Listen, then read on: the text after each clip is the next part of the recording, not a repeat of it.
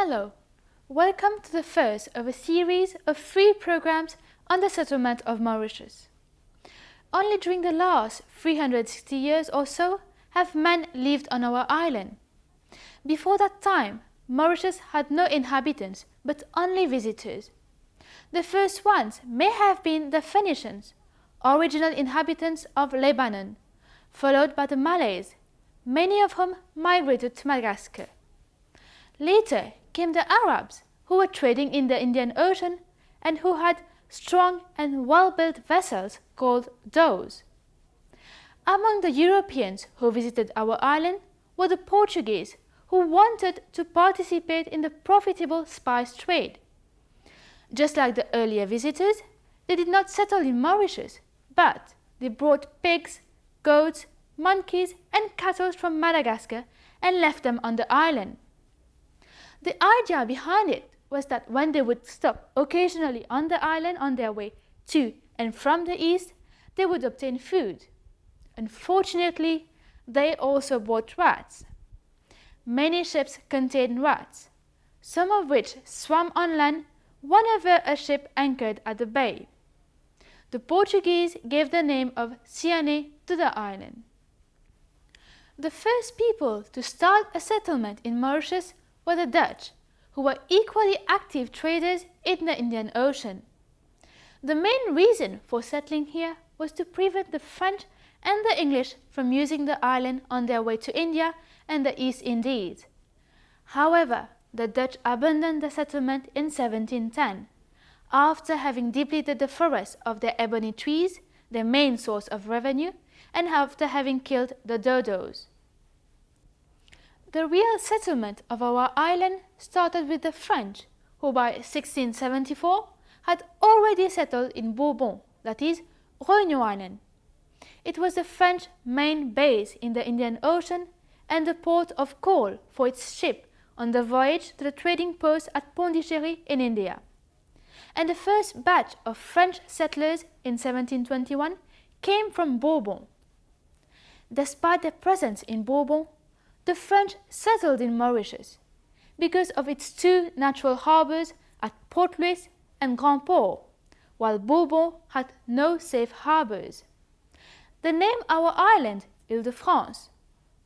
Moreover, pirates were using Mauritius as a hiding place, and they were a danger for the French ships in the Indian Ocean. If the French could settle in Mauritius, the pirates would not be able to use the island anymore. The early French settlers, just like the Dutch before, led a very hard life. Thus, before the arrival of La Bourdonnais in 1734, the French settlement can be considered as having been a failure. So, to encourage French people to come to Île-de-France, land grants of 156 1/4 arpents were given to settlers, but with 2 main conditions. Firstly, the settlers were given 3 years to clear and cultivate the land with food crops, spices, fruit trees, sugarcane and medicinal plants. Secondly, after the 3 years, 1/10 of the harvest would go to the company. Note that until 1767, Île-de-France was under the control of the French East India Company, which was actively involved in the trade of spices in the Indian Ocean. As the French colonists were too few in number and they found it hard to work in the fields, they had recourse to slave labor. The word slave refers to a person who is treated as the property of another person, company, or government. The slave cannot leave his master without a written permission. Let us find out more about the origin of the slaves, or to put it more clearly, from where did the slaves of Île-de-France come from? They were brought from West Africa, East Africa, Madagascar, India, Malaysia, and Indonesia. The average percentage for each group established by various authorities for the 18th century is as follows. Mozambican slaves, between 40 and 45%. Malagasy slaves, between 30 and 40%, and Indian slaves between 10 and 15%. The majority of the slaves came from Mozambique and Madagascar because of the nearness to our country. It is to be noted here that the transport of slaves on board the slave vessels has been regarded as the worst aspect of slavery. Traveling conditions were so inhuman that the death rate among the slaves on board of the ships was very high. Apart from the slaves in Ile-de-France, there was also a voluntary group of people consisting of free people involved in non-agricultural jobs. Indian sailors of Muslim faith settled in the island and were employed to replace those French sailors who fell sick or died on their voyage. Tamil artisans also came from India, mainly from Pondicherry.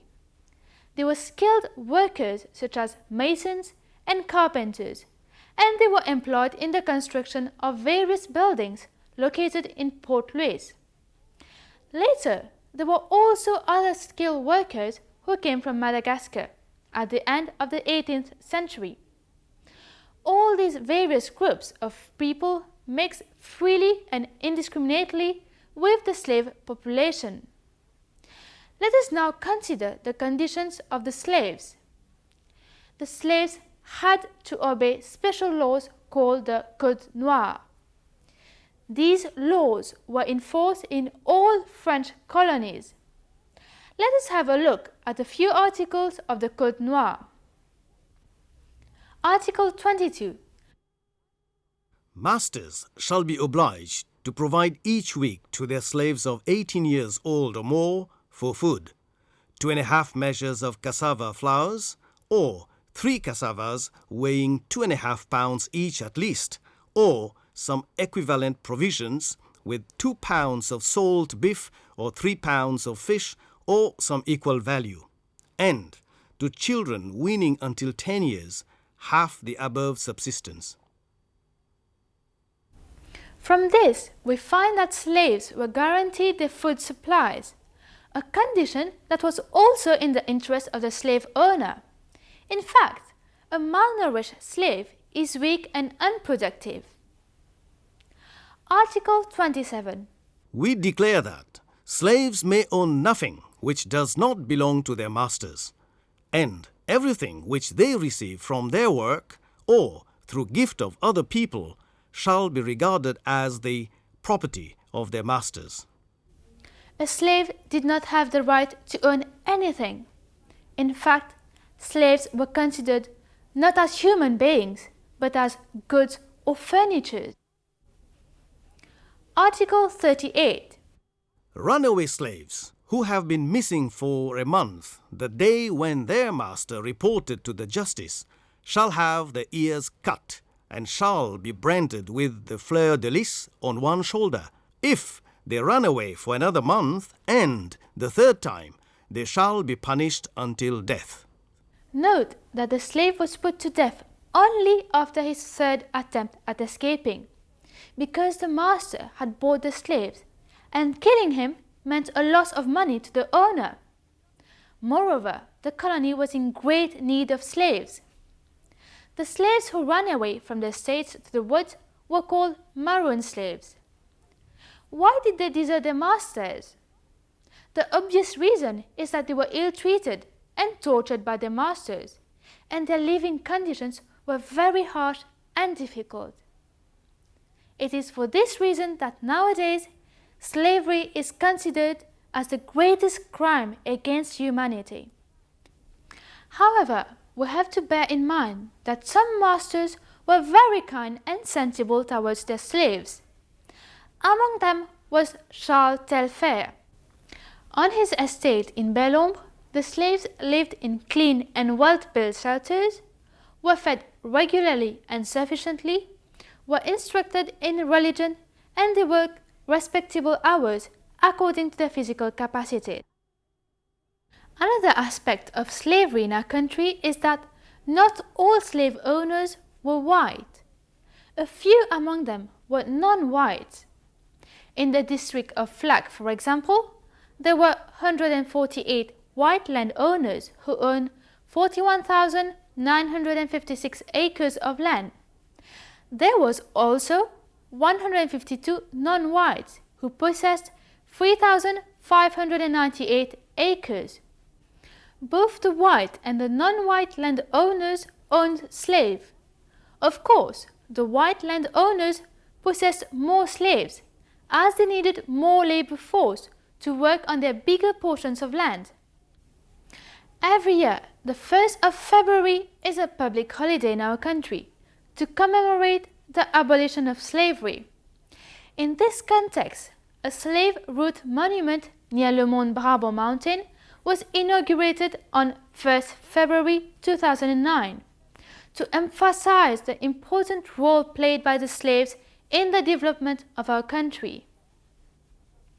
Moreover, Le Mont Brabant mountain forms part of the World Cultural Heritage, since the mountain was one of the places where the runaway slaves took refuge. As the environment was inaccessible, they could not be easily captured. What were the events leading to the abolition of slavery? Before the slaves were set free in 1835, the British abolished slavery, that is, buying and selling of slaves in all its colonies.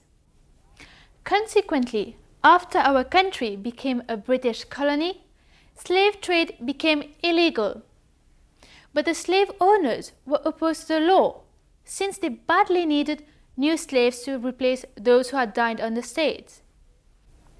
In fact, death rate among the slaves was very high due to their harsh living conditions. Therefore, the slave trade was carried out illegally.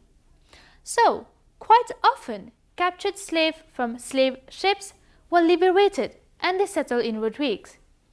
This explains why Rodrigues has a high percentage of its population of African origin. For several decades, the Anti-Slavery Society in England fought to pass laws to free the slaves without giving any compensation to the planters who owned the slaves.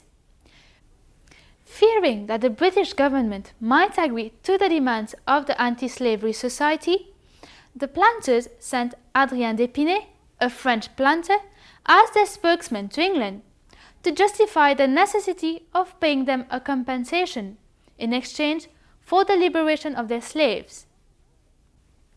In August 1833, the law abolishing slavery was passed by the British government and came in force to Mauritius in 1835.